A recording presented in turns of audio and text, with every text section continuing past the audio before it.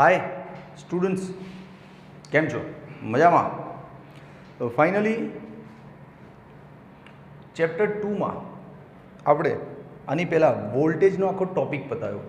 હવે કેપેસિટર આવશે, પણ એ વોલ્ટેજ અને કેપેસિટરની વચ્ચે એક નાનકડી ચર્ચા છે કે ધાતુના ટુકડાને અથવા સુવાહકને બાહ્ય વિદ્યુત ક્ષેત્રમાં મૂકીએ તો શું શું થાય એની પર મસ્ત ચર્ચા છે. 5-6 પોઈન્ટ છે સારા સારા. આપણે નહોતા ભણ્યા યાર કે ડાયપોલ હોય એને સમાન વિદ્યુત ક્ષેત્રમાં મૂક તો ડાયપોલ આમ ગોળ ફરવા માંડે હતું ને. ડાયપોલ રેખીય સ્થાનાંતર ના કરે કેમ કે બળ 0 હોય, પણ ડાયપોલ પર ટોર્ક લાગે જેથી ડાયપોલ ભ્રમણ કરે. બધું ભણ્યા હતા આપણે. હા, એ જ રીતે બાહ્ય વિદ્યુત ક્ષેત્રમાં આજે ડાયપોલ નથી મૂકવાની, આજે સુવાહક ધાતુ મૂકવાની છે. કોઈ પણ ધાતુની પ્લેટ, ધાતુનું ટુકડો, સુવાહક કંઈ બી મૂકી દો અને જો એની સાથે શું શું થાય છે. તો એની પર 5-6 પોઈન્ટ છે, સારી ચર્ચા છે. હે ને? ચલો, તો પ્રશ્ન છે બાહ્ય સ્થિત વિદ્યુત ક્ષેત્ર. સ્થિત એટલે વિદ્યુત ક્ષેત્ર એક ધારું, એમ બદલાય એવું નહીં, બરાબર? બાહ્ય સ્થિત વિદ્યુત ક્ષેત્રમાં સુવાહકને મૂકતા થતી અસરો સમજાવો. આજની ચર્ચા છે. આ ચર્ચા કરું ને એ પહેલાં મારો એક ધાસુ પોઈન્ટ છે કે સુવાહકો એટલે કે ધાતુઓ, ધાતુ એટલે કે લોખંડ, એલ્યુમિનિયમ, આ બધું, એમાં મુક્ત ઇલેક્ટ્રોન હોય. આપણે નાનપણથી ભણતા આવ્યા છીએ, લગભગ 8મા 9માંથી ભણતા આવ્યા છીએ કે ધાતુઓમાં મુક્ત ઇલેક્ટ્રોન હોય. ક્યાંથી આવે, કહાં સે આતા હૈ? તો એની પર એક સામાન્ય ચર્ચા, પછી ટોપિક સ્ટાર્ટ કરીએ.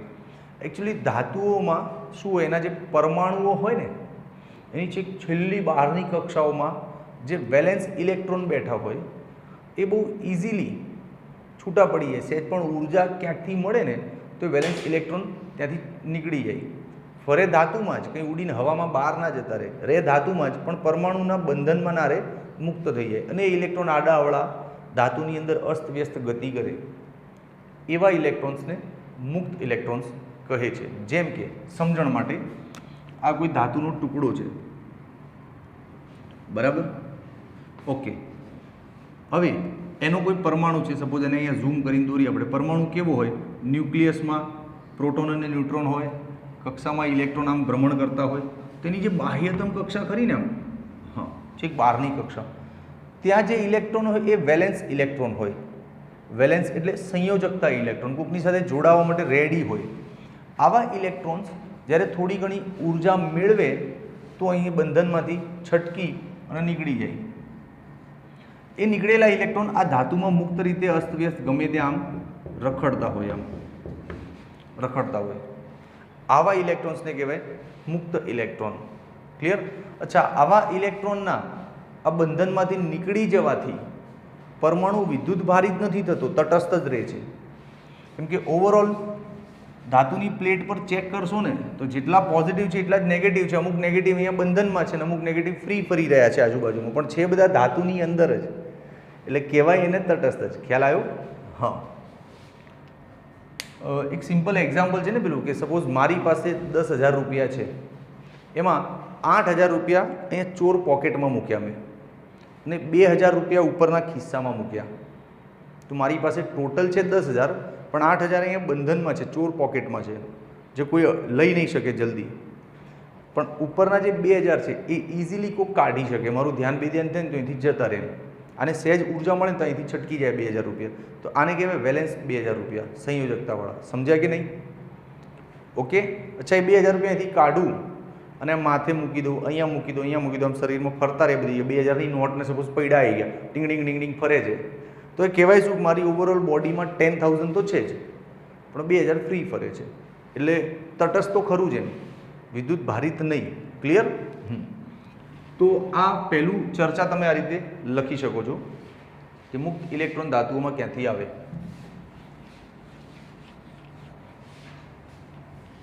તો આ રીતે લખી શકો કે ધાતુઓના છેલ્લી કક્ષાના પરમાણુમાં, છેલ્લી કક્ષાના પરમાણુઓમાં રહેલા વેલેન્સ ઇલેક્ટ્રોનને થોડીક ઉર્જા મળતા તેઓ પરમાણુમાંથી છટકી જાય, પરમાણુના બંધનમાંથી છટકી જાય, પરમાણુના બંધનમાંથી છટકી જાય અને અસ્તવ્યસ્ત ગતિ કરે, અસ્તવ્યસ્ત ગતિ કરે. યસ માય ડિયર, આવા ઇલેક્ટ્રોન્સને મુક્ત ઇલેક્ટ્રોન કહેવાય. ચલ, ઇન્ટ્રોડક્શનમાં મને તો મજા આવી ભાઈ, તને કેવી મજા આવી લખજે કમેન્ટમાં હો. ચલ, હવે મેઇન પ્રશ્ન કે બાહ્ય વિદ્યુત ક્ષેત્રમાં સુવાહકને મૂકીએ તો શું થાય એની જોડે? શું સુવાહક લાલ પીળો થઈ જાય?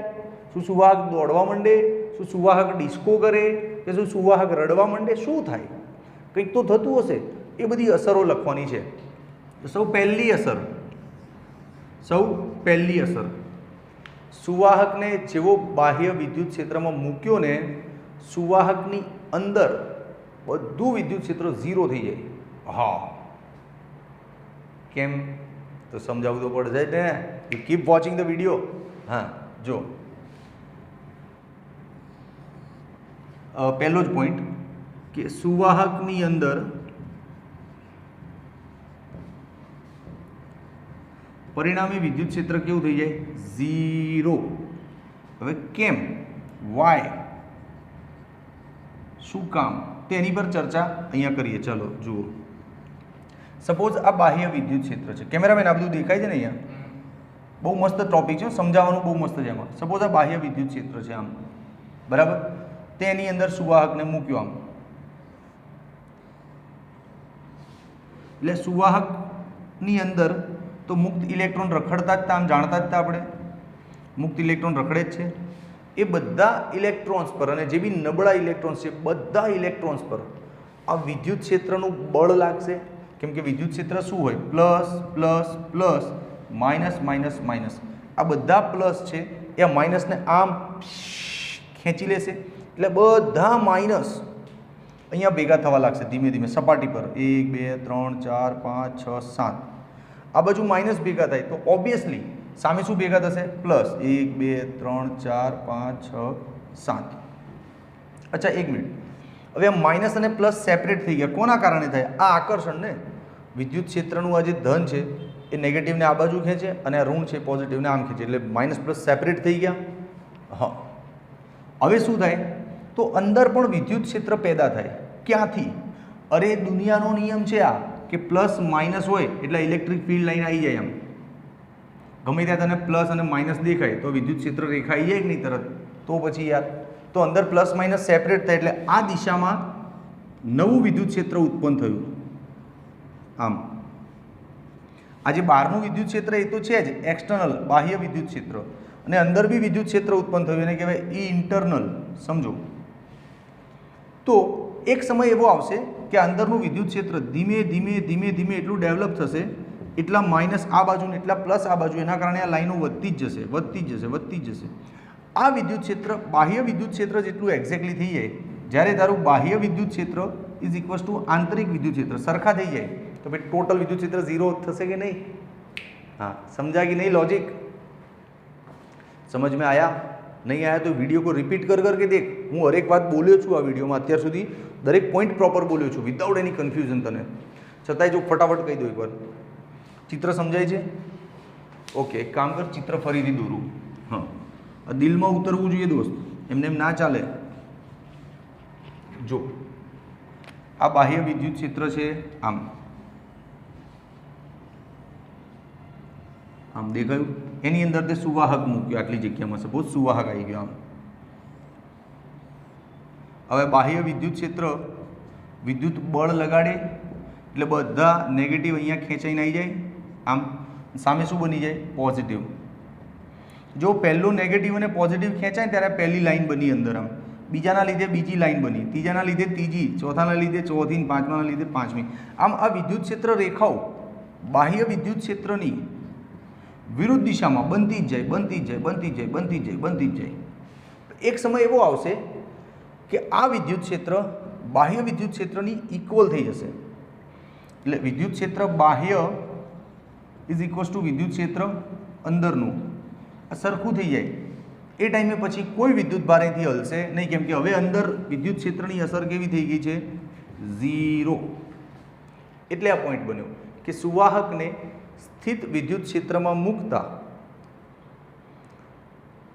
વિદ્યુત બળ લાગે અને બળના કારણે નેગેટિવ બધા એક સાઈડ, પોઝિટિવ બધા એક સાઈડ, જેથી અંદર પાછું નવા પ્રકારનું વિદ્યુત ક્ષેત્ર રચાય જે આ બહારના વિદ્યુત ક્ષેત્રને ટક્કર આપે.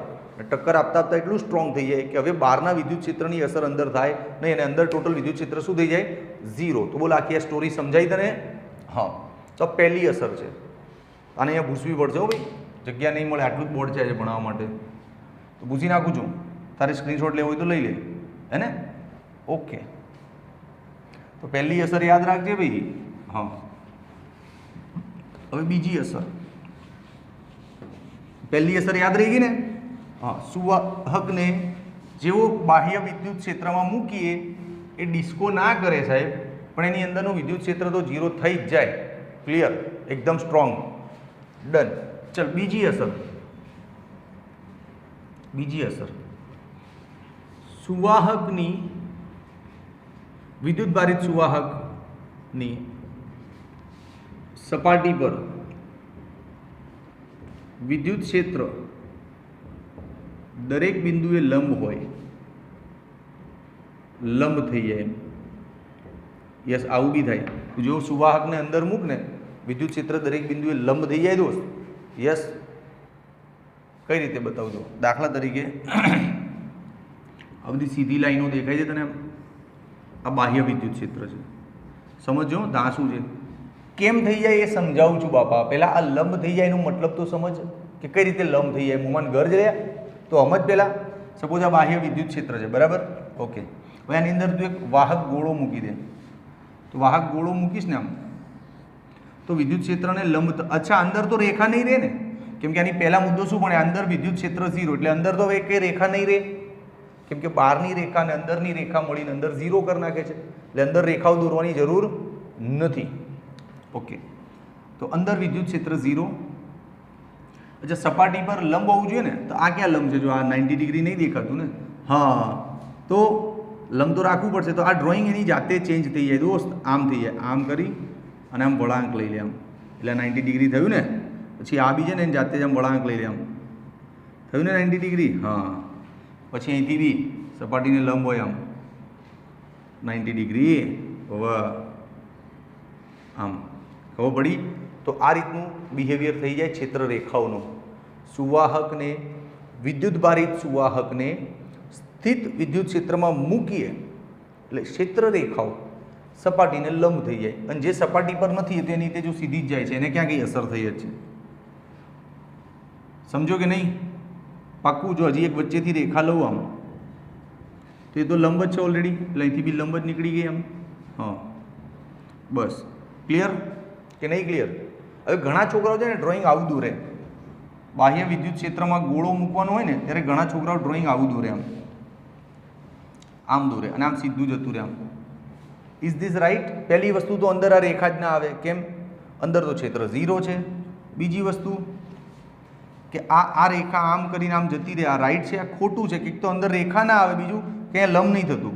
લંબ થાય ને એ રીતે આપણે દોરવું પડે. આનો મતલબ થાય કે સુવાહકની સપાટી, વિદ્યુત ભારિત સુવાહકની સપાટી પર વિદ્યુત ક્ષેત્ર દરેક બિંદુએ લંબ હોય, એનો મતલબ આવો થાય. આ મુદ્દો તને આવું કહેવા માંગે છે. હવે આવું કેમ થાય? તો યાર, તો એનો સ્ક્રીનશોટ લે. નહીં લેવો ચાલશે. આવું કેમ થાય? તો સમસ્થિતિમાન પૃષ્ઠનો કોન્સેપ્ટ જ્યારે તને ભણાયો હતો ને બેટા, એ ટાઈમ શીખવાડ્યું હતું કે જો વિદ્યુત ક્ષેત્ર ત્રાસુ હોય, વિદ્યુત ક્ષેત્ર ત્રાસુ હોય, તેના બે ઘટક પડે.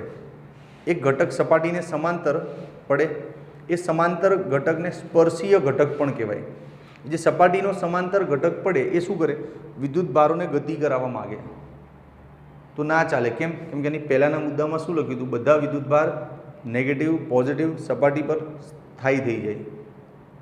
એટલે સ્થાયી રાખવા હોય તો હવે નવું કોઈ બળ ક્રિએટ થાય તો સ્થાયી ના રહે ને, તો એ ડિસ્ટર્બન્સ ના થવું જોઈએ, સમજો બે યાર. જેમ કે જો આ અને વિદ્યુત ક્ષેત્રમાં મૂક્યું, બધા નેગેટિવ અહીંયા પોઝિટિવ અહીંયા સેટ થઈ ગયા. હવે વિદ્યુત ક્ષેત્ર આમ ત્રાસું હોય તો સ્વાભાવિક છે એના બે ઘટક પડશે, એક આમ અને એક આમ.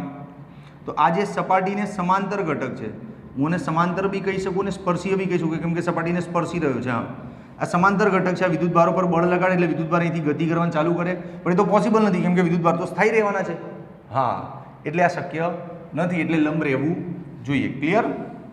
બસ આ બીજી અસર પણ પૂરી થઈ. ચાલો હવે ત્રીજી અસર પણ આવું. પહેલાં આનો સ્ક્રીનશોટ લેવો હોય તો લઈ લે. તો બે અસરો યાદ રહીને. પહેલી અસર કે સુવાહકને જેવું બાહ્ય क्षेत्र में मूकशो अंदर का विद्युत क्षेत्र 0 हो जाएगा. क्यों हो जाएगा तो पूरा समझाए ना, फिर से वीडियो देख ले. बीजी असर કે વિદ્યુત ક્ષેત્ર સપાટીને દરેક બિંદુએ લંબ થઈ જશે. હા ચાલ ભૂસી નાખું છું. ત્રીજી અસર, ભાઈ વિડીયો ડાર્કનેસ નહીં, લાઇટ ઓછી છે તો પાક્કું ને. ચલો ત્રીજી અસર. ત્રીજી અસર સુવાહકની અંદર વિદ્યુત ભાર શૂન્ય થઈ જાય. યસ, જો આ બાહ્ય વિદ્યુત ક્ષેત્ર, પહેલા મુદ્દાનો મતલબ સમજ. આ બાહ્ય વિદ્યુત ક્ષેત્ર છે આમ, બરાબર, તે અંદર સુવાહક મૂક્યો આમ.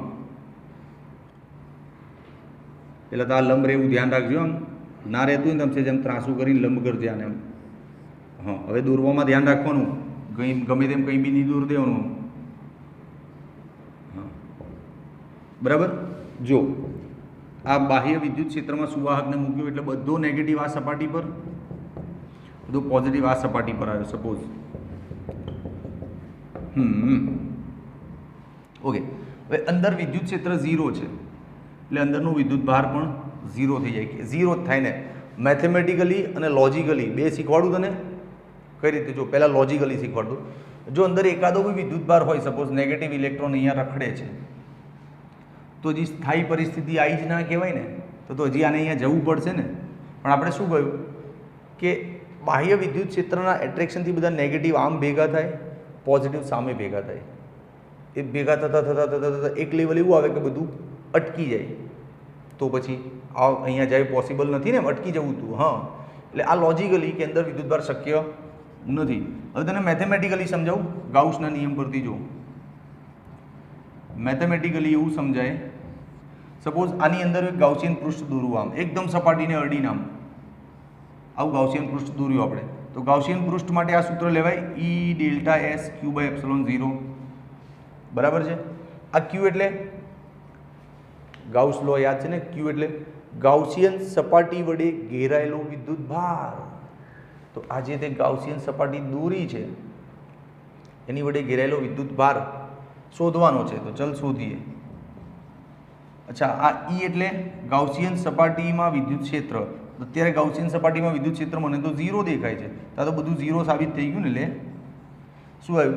ગાઉસિયન સપાટી વડે ઘેરાતો વિદ્યુતભાર 0. એનો મતલબ અંદર વિદ્યુતભાર 0 છે અને ગાઉસિયન સરફેસ એકદમ આને અડીને લીધું છે, આમ ટચ ટુ ટચ આમ. ક્લિયર? હા. તો ત્રીજી અસર બી આપણે ભણી લીધી. તો 3 અસરો. પહેલી અસર શું હતી કે સુવાહકને વિદ્યુત ક્ષેત્રમાં મૂકો એટલે અંદરનું E 0 થઈ જાય. નંબર 2, E સપાટીને લંબ હોય. નંબર 3, Q પણ 0 થાય. પણ આ બધાનું ડિટેલ કારણ સમજાવવાના આવી 2 માર્ક્સની એક થિયરી બને છે. તારી 3 થિયરી પતાઈ, ખબર પડી તને? ચલ સ્ક્રીનશોટ લઈ લેવાનો. 1, 2 એન્ડ 3. ચોથી અસર. ચોથી અસર એ ભાઈ આ તો તને લોજિકલી આવડવી જોઈએ. તને ખબર છે કવચની અંદર વિદ્યુત ક્ષેત્ર 0 હોય છે. વિદ્યુત ભારિત કવચની અંદર વિદ્યુત ક્ષેત્ર 0 હોય છે. તો સ્થિતિમાન કેટલું હોય? અચળ હોય છે ને, સપાટી જેટલું. ભણ્યા હતા ને આગળ? હા. તો પછી સેમ એ જ વસ્તુ થાય કે આ બાહ્ય વિદ્યુત ક્ષેત્રમાં બે કેટલી વાર દોરવાનું યાર? સમજી ગયો ને? આમ સુવાહક મૂકી દીધું, અંદર E 0 છે તો V કેવો હશે? અચળ. બહુ સિમ્પલ છે. બસ તો જવા દે આને કે સુવાહકની અંદર સ્થિતિમાન અચળ હોય. સ્થિત વિદ્યુત સ્થિતિમાન, આખું શું કહેવાય ને? સ્થિત વિદ્યુત સ્થિતિમાન અચળ હોય. બસ જોઈ લે મુદ્દો થઈ ગયો. ચલ સ્ક્રીનશોટ લઈ લે. હવે આનો તો શું સ્ક્રીનશોટ લઈશ. ચલ પાંચમો પોઈન્ટ દા શું છે દોસ્ત, શાંતિથી સમજાવીશ. 4 પોઈન્ટ કયા થાય પહેલાં ક્લિયર કર દઉં, મને તો ભૂલાઈ ગયા. ચાલ ફરી ક્લિયર કરું. પહેલું, સુવાહકને બાહ્ય વિદ્યુત ક્ષેત્રમાં મૂકવું તો અંદર વિદ્યુત ક્ષેત્ર 0, વિદ્યુત ક્ષેત્ર સપાટી પર લંબ, અંદરનું વિદ્યુતભાર 0, અંદરનું સ્થિતિમાન અચળ સપાટી જેટલો. ક્લિયર. ચાલ પાંચમી અસર. તો પાંચમી અસર એવી થાય કે વિદ્યુત ભારિત સુવાહક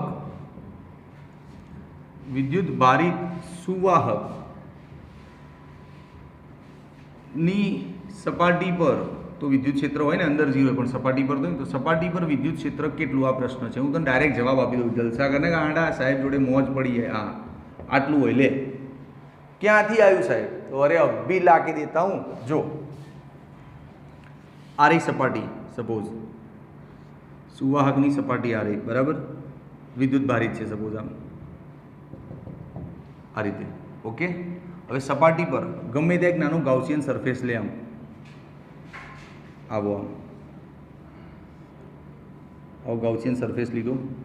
સ્વાભાવિક છે કે ગાઉસિયન સરફેસની અંદરનો જે આ ભાગ છે, સપાટીથી નીચેનો જે ભાગ છે, ત્યાં ક્યુ નથી, ત્યાં ઈ પણ નથી, પણ બહાર તો સપાટી પર તો ક્યુ હશે ને, અને સપાટી પર ઈ બી હશે કે નહીં હોય?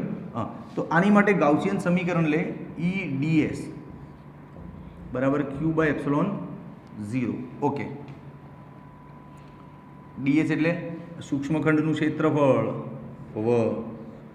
ચલો તો ઈ integration of ds Q/ε0. Ds એટલે આનું ટોટલ એરિયા, તો એસ લઈ લઉં ટોટલ ક્ષેત્રફળને. ક્યુ એટલે સિગ્મા એસ. આમ તો સિગ્મા એ લખવાની આદત છે આપણને, પણ સિગ્મા એસ બી ચાલે. એસ ગયું વિદ્યુત ક્ષેત્ર બરાબર સિગ્મા/ε0. લે ક્લિયર. અચ્છા, વિદ્યુત ક્ષેત્ર સપાટીને લંબ જ હોય છે ને. હવે તું કઈ સાહેબ અહીંયા કોસ ક્યાં આવ્યો? અરે યાર નાનું કેટલું ભણાવવાનું, કેટલું અહીંયા કોસ થીટા હોય ને આમ. તો આ વિદ્યુત ક્ષેત્ર અને આ ડીએસ એક જ દિશામાં હોય ને, એટલે કોસ શું થઈ જાય અહીંયા 0. તો પછી ગાંડા બોલ. ક્લિયર છે? લે સ્ક્રીનશોટ इसका. हाँ मजे करवाता हूँ. चल क्लियर. चल आइए. હવે છઠ્ઠી અસર. અને જોડે સદીશ મૂકી દેજે n કેરેટ. હા બધું નાના છોકરા જેવું. પહેલી 2-3 અસરો ભણાવવાની મજા આવી. તો નાના છોકરા જેવું છે. છઠ્ઠી અસર, છઠ્ઠી અને અંતિમ અસર, ઇલેક્ટ્રોસ્ટેટિક શિલ્ડિંગ. એક ઘટના છે મસ્ત. ઇલેક્ટ્રોસ્ટેટિક શિલ્ડિંગ ગુજરાતીમાં કહેવાય ને સ્થિત વિદ્યુત શિલ્ડિંગ. હા, સપોઝ કોઈ સુવાહક છે તારી પાસે, તારે એને વિદ્યુત ક્ષેત્રમાં મૂકવો છે. સપોઝ લોખંડનો ટુકડો છે, તને એમ કે લાઈને એને વિદ્યુત ક્ષેત્રમાં મૂકવું, પણ એ ટુકડામાં બખોલ છે ક્યાંક. બખોલ સમજે? મસ્ત આમ કાણું પાડ્યું એને બખોલ કહેવાય. હા, એ બખોલવાળો સુવાહક તું મૂકે તો શું થાય? બતાવ શું થાય. જો બખોલવાળું સુવાહક મૂકીએ ક્યાં? ખબર તો છે, કલકત્તા થોડી મૂકવાનું છે, બાહ્ય વિદ્યુત ક્ષેત્રમાં. હા, મૂકીએ તો શું થાય? તો જો સપોઝ આ સુવાહક છે અને એની અંદર આ બખોલ રહી ગઈ છે. તો બખોલમાં સેમ વિદ્યુત ક્ષેત્ર બખોલની અંદર 0 થાય, વી અચળ થાય, ક્યુ 0 થાય. જે વિદ્યુતભાર છે એ સપાટી પર જ આવે, બીજે ક્યાંય જાય નહીં. પત્યું. કહેવાનો મતલબ એવો છે, ટેક્સ્ટબુકમાં એવું લખે છે કે બાહ્ય વિદ્યુત ક્ષેત્રથી બખોલની અંદર રક્ષણ મળે છે. મતલબ તું આ બખોલમાં બેહી ગયો હોય ને તો તને વિદ્યુત ક્ષેત્ર કંઈ જ ના કરી શકે. સમજો? આવી ઘટના આપણી કારમાં થતી હોય. કાર ચલાવીએ ને, કાર સપોઝ આખી કાર બંધ કરી દીધી હોય, તો આખી કારની અંદર આપણે બેસીએ, એક પ્રકારનું બખોલ કહેવાય. કાર આખી મેટલ છે, સમજ, આખી મેટલની બનેલી છે, ધાતુની બનેલી છે, અને તું અંદર બેઠો હોય તો બહાર વિદ્યુત ક્ષેત્ર હોય, કડાડર નહીં થતું વીજળીના કડાકા. હા, વિદ્યુત ક્ષેત્ર હોય ને તો એ અંદર તને કંઈ થાય નહીં દોસ્ત. તારી આખી કાર બંધ છે, ખબર પડી? બખોલ થઈ ગઈ અંદર. આખી કાર ધાતુની છે, તો સપોઝ એ સુવાહક છે. બે યાર આમ તારી કાર નહીં જોઈ કોઈ દાડા? અરે કાર લે, આર્યું સ્ટીરિંગ ડીંગ ડીંગ ડીંગ ડીંગ. અહીંયા ખુરશી આમ બેસવા માટેની લે. હવે બહાર જ્યારે વીજળી પડે તો આમ વિદ્યુત ક્ષેત્ર જ આવે ને એની પર, આમ વીજળી પડે એટલે વિદ્યુત ક્ષેત્ર સ્ટ્રોંગ એકદમ. વિદ્યુત ક્ષેત્રની અંદર આ બખોલ છે એટલે અંદર વિદ્યુત ક્ષેત્રથી રક્ષણ મળે, કંઈ ફરક જ ના પડે. અંદરનું વિદ્યુત ક્ષેત્ર શું થઈ જાય? 0, કંઈ ફરક ના પડે. લે ખ્યાલ આવ્યો? તો બહુ સરસ ઘટના છે અને ટેક્સ્ટબુકમાં પ્રોપર વાંચજો. મેં સમજાવી દીધું છે ઉપર છેલ્લું, છતાંય ટેક્સ્ટબુકમાં વાંચતી વખતે કોઈ પોઈન્ટમાં કન્ફ્યુઝિંગ ક્રિએટ થાય.